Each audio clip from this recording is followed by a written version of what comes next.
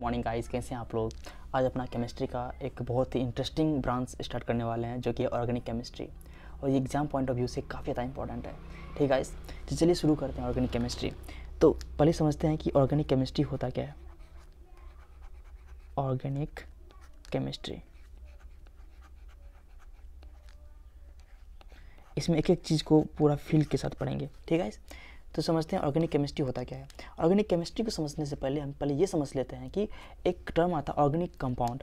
Organic compound क्या होता है? ऑर्गेनिक कंपाउंड, अब देखो ऑर्गेनिक कंपाउंड जो होता है, all the carbon containing compound को हम ऑर्गेनिक कंपाउंड बोलते हैं। All the carbon containing compound, ठीक है, all the carbon containing compound is called organic compound. बशर्ते यहाँ पे एक चीज़ ध्यान में रखना होगा कि ये जो कार्बन कंटेनिंग कंपाउंड है, ठीक है, ये जो कार्बन कंटेनिंग कंपाउंड है, इसमें कार्बन जो है this should be covalently bonded atom. ये क्या होना चाहिए? ये कोवेलेंटली बॉन्डेड कंपाउंड होना चाहिए। ठीक है, ये जो कंपाउंड में कोवेलेंटली बॉन्डेड होना चाहिए एटम, ठीक है, तब जाके उसको हम ऑर्गेनिक कंपाउंड हम बोलेंगे। ओके गाइस, ये है ऑर्गेनिक कंपाउंड। नेक्स्ट बात करते हैं कि ऑर्गेनिक कंपाउंड, तो अब यहाँ पे आता है कि अब यहाँ पे ऑर्गेनिक केमिस्ट्री किसको बोलते हैं। तो इसी ऑर्गेनिक कंपाउंड के स्टडी को, ऑर्गेनिक कंपाउंड के स्टडी को ही हम, ठीक है, ऑर्गेनिक केमिस्ट्री बोलते हैं। अब देखो ऑर्गेनिक केमिस्ट्री में जो है हम स्टडी जो करते हैं ऑर्गेनिक कंपाउंड का, क्या चीज़ का स्टडी करते हैं। इसमें हम ऑर्गेनिक कंपाउंड के स्ट्रक्चर के बारे में स्टडी करते हैं, ऑर्गेनिक कंपाउंड के केमिकल रिएक्शन के बारे में स्टडी करते हैं, इनका केमिकल रिएक्शन के बारे में स्टडी करते हैं। ठीक है, इसमें हम ऑर्गेनिक कंपाउंड का जो है फिजिकल एंड केमिकल प्रॉपर्टी के बारे में स्टडी करते हैं। फिजिकल एंड केमिकल प्रॉपर्टी के बारे में स्टडी करते हैं। ठीक है, तो ये सब चीज़ के बारे में एक्सेट्रा, ये सब चीज़ के बारे में स्टडी करते हैं ऑर्गेनिक कंपाउंड, उनको हम ऑर्गेनिक कंपाउंड बोलते हैं। अब देखो यहाँ पे ऑर्गेनिक कंपाउंड और ऑर्गेनिक केमिस्ट्री में एक टर्म आता है ऑर्गेनिक, एक टर्म आता है यहाँ पे ऑर्गेनिक। इस ऑर्गेनिक क्या मीनिंग होता है, इनको अपन थोड़ा सा समझ लेते हैं। तो इसमें जो ऑर्गेनिक है इसका क्या मीनिंग होता है। तो ऑर्गेनिक कंपाउंड में जो टर्म दिया हुआ है ऑर्गेनिक, ठीक है, ऑर्गेनिक टर्म इसलिए लिया गया है कि पहले ज़माने में ये माना जाता था कि ऑर्गेनिक कंपाउंड जो है ओनली न ओनली लिविंग ऑर्गेनिज्म में सिंथेसाइज होता है। ऑर्गेनिक कंपाउंड जो होता है, ठीक है, माना जाता था कि ऑर्गेनिक कंपाउंड जो था, ऑर्गेनिक कंपाउंड जो होता है ये सिंथेसाइज इन ओनली प्रेजेंट, या फिर सिंथेसाइज इन लिविंग सिस्टम या लिविंग बॉडी, लिविंग बीइंग्स लिख दो, लिविंग बीइंग्स। ऐसा क्यों होता है? क्योंकि माना जाता था कि लिविंग बीइंग्स में सजीव जीव में ही एक इसके अंदर एक मिस्टीरियस फोर्स पाया जाता है। लिविंग बॉडी के अंदर एक मिस्टीरियस फोर्स पाया जाता है, एक मिस्टीरियस TRIOUS, एक मिस्टीरियस फोर्स पाया जाता है। ठीक है, इस मिस्टीरियस फोर्स को नाम दिया गया था वाइटल फोर्स। क्या नाम दिया गया था? Vital force, vital force. और ये वाइटल फोर्स सिर्फ और सिर्फ लिविंग बॉडी में होता है, इसलिए ऑर्गेनिक कंपाउंड जो है सिर्फ और सिर्फ लिविंग बॉडी में ही प्रेजेंट होता है। ओके गाइस, और ये कहने वाले साइंटिस्ट थे बर्जिलियस। कौन थे? बर्जिलियस। उन्होंने इसी फोर्स, एक मिस्टीरियस फोर्स की बेस पे एक थियरी दिया था, वाइटल फोर्स थियरी। तो यहाँ पे ये समझते हैं पहले अपन कि वाइटल फोर्स थियरी क्या होता है। समझते हैं वाइटल फोर्स थियरी को, ठीक है। तो यहाँ पे हेडिंग देते हैं वाइटल फोर्स थियरी। ये समझते हैं वाइटल फोर्स थियरी क्या होता है। वाइटल फोर्स थियरी के अकॉर्डिंग, इनके अकॉर्डिंग उन्होंने एक स्टेटमेंट दिया था। वो स्टेटमेंट कुछ यूँ था, इनका था there is a mysterious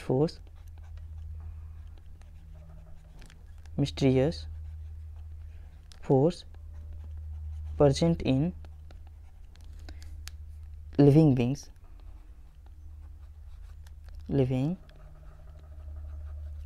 beings that is responsible for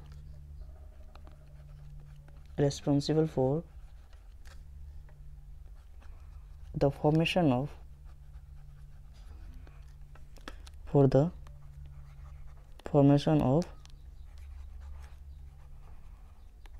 organic compound,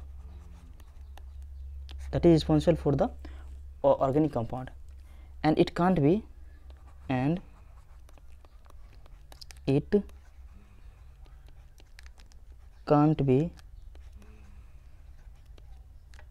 prepared in lab. इसको लेबोरेटरी में हम प्रिपेयर नहीं कर सकते हैं, ये सिर्फ और सिर्फ लिविंग बॉडी में, लिविंग बींग्स में ही ये प्रिपेयर होगा। इसको हम लैब में प्रिपेयर नहीं कर सकते हैं, क्योंकि लिविंग बॉडी के अंदर एक मिस्टीरियस फोर्स पाया जाता है, उनको अपन बोलते हैं वाइटल फोर्स। ओके गाइस, तो ये कहना था किनका, बर्जेलियस का। किनका कहना था, कौन दिया था, बर्जेलियस नाम का साइंटिस्ट। बर्जेलियस जी का ये कहना था, इनका ये कहना था कि लिविंग ऑर्गेनिज्म में एक मिस्टीरियस फोर्स होता है जिनको हम बोलते हैं वाइटल फोर्स, वही रिस्पॉन्सिबल है ऑर्गेनिक कंपाउंड की सिंथेसिस के लिए, जो कि नॉन लिविंग बॉडी में प्रेजेंट नहीं होता है। ओके गाइस, उसके बाद एक और साइंटिस्ट आए, उनका नाम था वोलर ने इसके वाइटल फोर्स थ्योरी को डिस्प्रूव कर दिया। उन्होंने बोला कि नहीं, हम लैब में ऑर्गेनिक कंपाउंड को सिंथेसाइज कर सकते हैं। इन्होंने यूरिया को, फर्स्ट सिंथेटिक ऑर्गेनिक कंपाउंड, मतलब फर्स्ट बार सिंथेसिस किया था ऑर्गेनिक कंपाउंड को, वो क्या था, यूरिया। और इन्होंने यूरिया को लैब में बना के,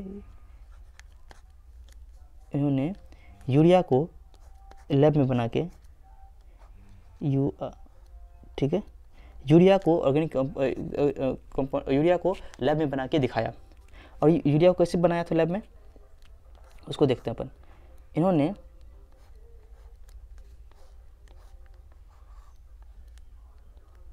क्या किया था, NH4 अमोनियम सल्फेट को, ठीक है, KCNO के साथ रिएक्शन करके, ठीक है, इनको साथ लेके इनको हीट किया था, तो इनसे इनको NH4CNO मिला था। और फिर इनको फर्दर हीट करके इन्होंने यूरिया बनाया था। ओके गाइस, इन्हीं को हम बोलते हैं यूरिया, और ये फर्स्ट सिंथेटिक ऑर्गेनिक कंपाउंड था।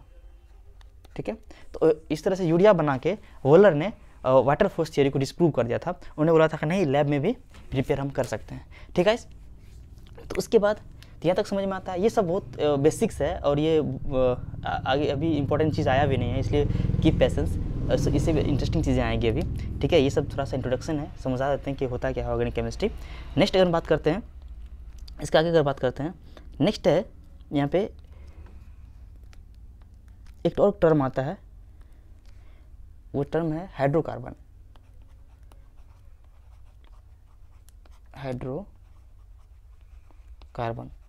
ठीक है, अब देखो हाइड्रोकार्बन क्या होता है, कंपाउंड that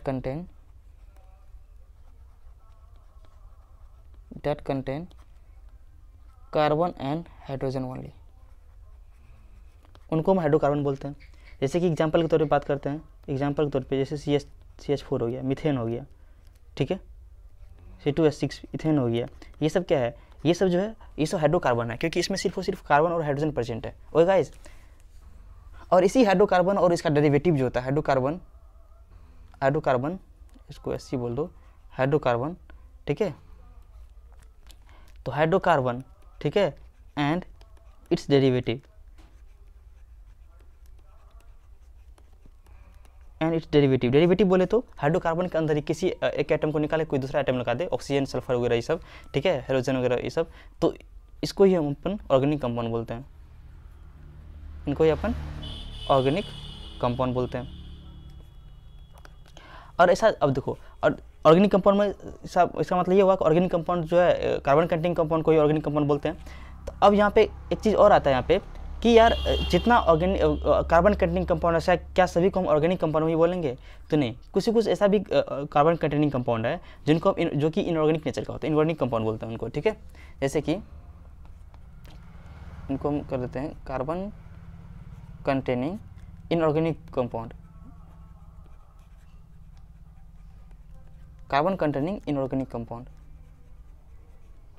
अब ये क्या है? कार्बन कंटेनिंग इनऑर्गेनिक कंपाउंड का एग्जांपल लेते हैं। तो पहला अगर बात करते हैं तो carbonates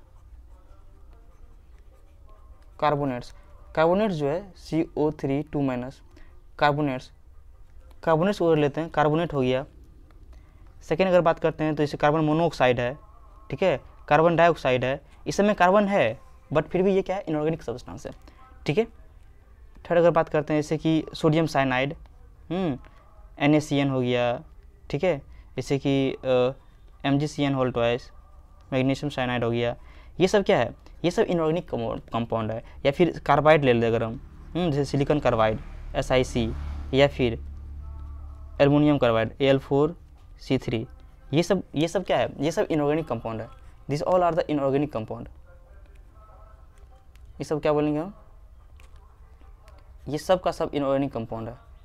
this all are the inorganic compound. Okay guys, तो आगे हम समझते हैं कि यहाँ पे कि बार बार जो है कार्बन कंपाउंड मतलब कार्बन कंटेनिंग मतलब कार्बन एटम का चर्चा हो रहा है। तो कार्बन ऑर्गेनिक केमिस्ट्री में हम कार्बन को क्यों चर्चा करते हैं? कार्बन ही क्यों मेन एटम की तरह यूज होता है यहाँ पे, ठीक है। तो इनके पीछे अगर बात करते हैं आगे हम, तो यहाँ पे ये है कि कार्बन, ठीक है,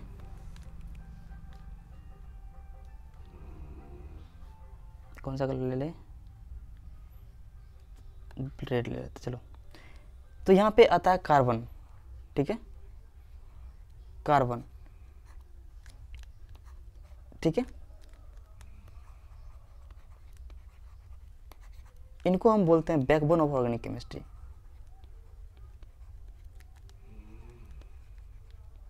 बैकबोन ऑफ ऑर्गेनिक केमिस्ट्री का इनको हम बैकबोन बोलते हैं, मतलब रीढ़ की हड्डी बोलते हैं। क्यों इसे क्यों बोलते हैं?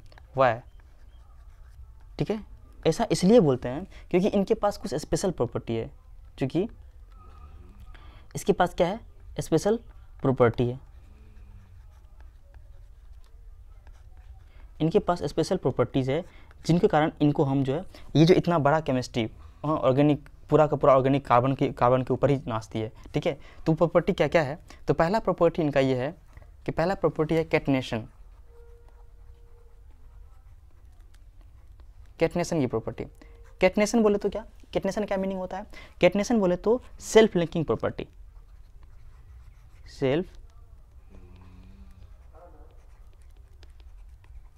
सेल्फ लिंकिंग प्रॉपर्टी मतलब कि इनके पास क्षमता होता है कि खुद में लिंक कर करके, जैसे कि बड़ा बड़ा चेन बना, long chain, carbon carbon carbon carbon carbon, मतलब कि कार्बन में कार्बन जुड़ के बड़ा लंबा चेन बना सकता है। इनके पास ये क्षमता होता है, इनके पास एक प्रॉपर्टी है। इनको अपन बोलते हैं कैटनेशन का प्रॉपर्टी, जो कि अदर किसी एटम में कम देखने को मिलता है। ओके गाइस, तो कैटनेशन का प्रॉपर्टी यहाँ पे इनके अंदर होता है, ठीक है। सेल्फ लिंकिंग मतलब ये जो है बड़ा चेन, कार्बन का बड़ा चेन फॉर्म कर सकता है, ठीक है। तो इसलिए इसको मतलब कि तो इसलिए इनको जो है ये जो है बड़ा चेन फॉर्म कर सकता है, इसलिए इतना बड़ा केमिस्ट्री पढ़ते हैं। नेक्स्ट प्रॉपर्टी इनका ये है, नेक्स्ट है टेट्रावैलेंसी।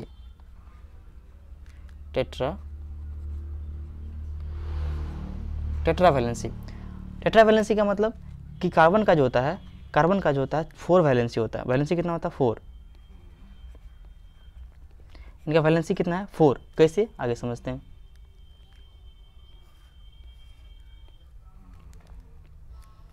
कि कार्बन जो होता है, कार्बन का एटॉमिक नंबर 6 होता है।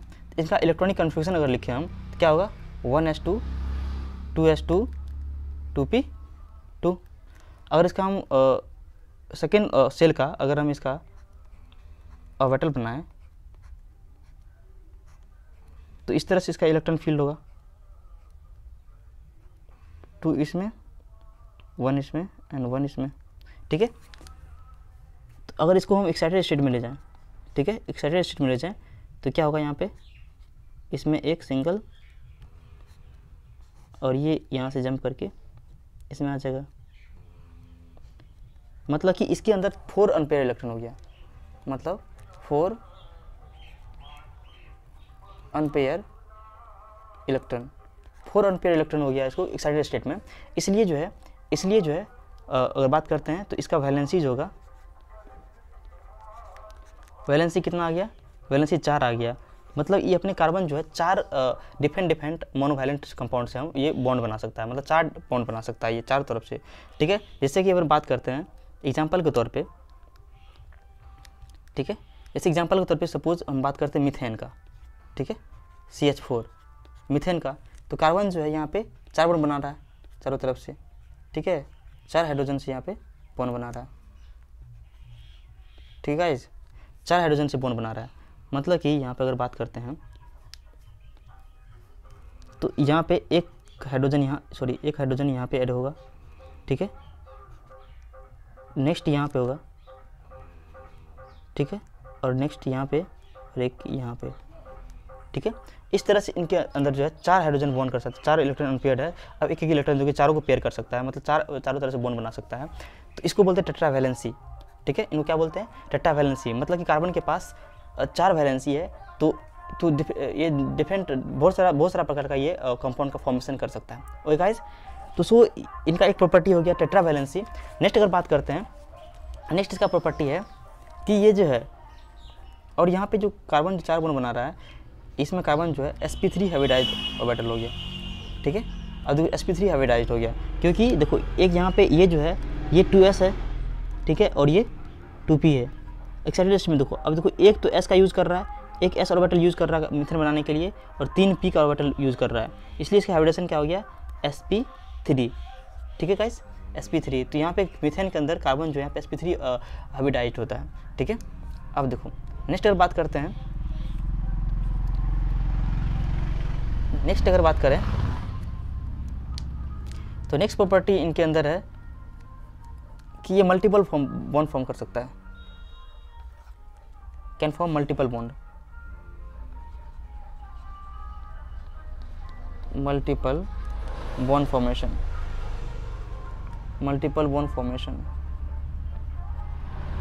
ठीक है। इनके अंदर क्षमता होता है मल्टीपल बॉन्ड फॉर्मेशन का, जैसे कि कार्बन सिंगल बॉन्ड, ठीक है, इस तरह सिंगल बॉन्ड कार्बन तरफ से सिंगल बॉन्ड बना सकता है। उसके बाद कार्बन डबल बॉन्ड फॉर्म कर सकता है, ठीक है, ठीक है।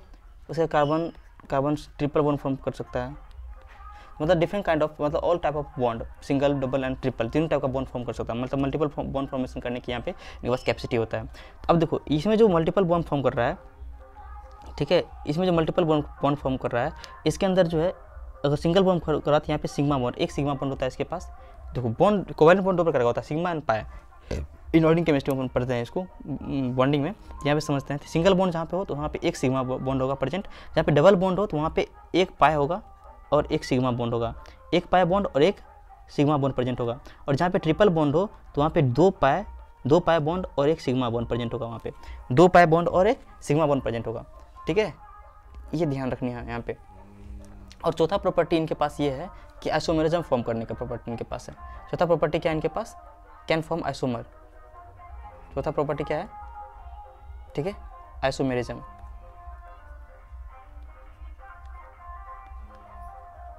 आगे चल के समझेंगे कि आइसोमेरिज्म क्या होता है, ठीक है, इनको अच्छे से स्टडी करेंगे आइसोमेरिज्म के ऊपर भी।